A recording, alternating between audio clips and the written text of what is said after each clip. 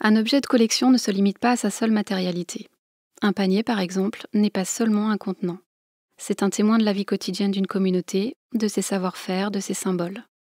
Documenter l'immatérialité de l'objet, savoir qui l'a tressé ou comment il est utilisé, par exemple, permet d'en saisir toutes ses dimensions. C'est un des constats qui a motivé le Musée des Confluences à lancer en 2018 un cycle de 3 années de mission de terrain en Amazonie brésilienne. L'objectif était de constituer une collection dans sa dimension matérielle et immatérielle, en achetant les objets sur place et en les documentant en collaboration directe avec les artisans et membres des communautés partenaires. 3 missions de terrain ont été réalisées. Auprès des Kayapos, dans l'état du Pará, au Brésil central, chez les Achaninka, au bord du fleuve Amônia, à l'extrême sud-ouest de l'Amazonie brésilienne, et avec les Wayana et Apalai, également dans l'état brésilien du Pará.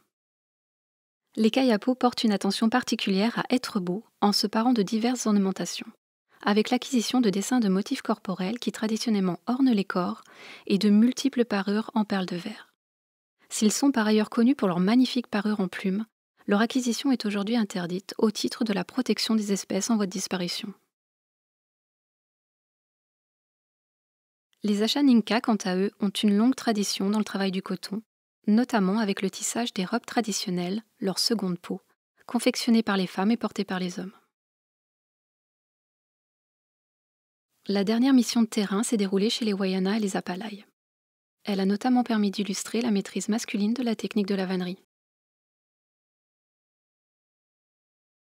Si l'on prend l'exemple du panier, le but du travail de terrain a été de documenter son processus de fabrication, de la collecte de la matière première à sa transformation avant le tressage et à la dimension symbolique des motifs qui le décorent.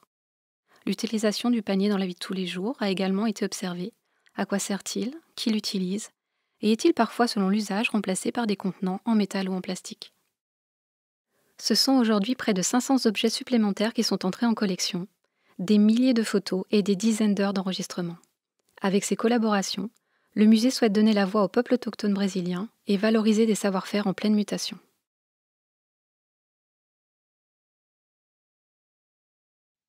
Musée des Confluences.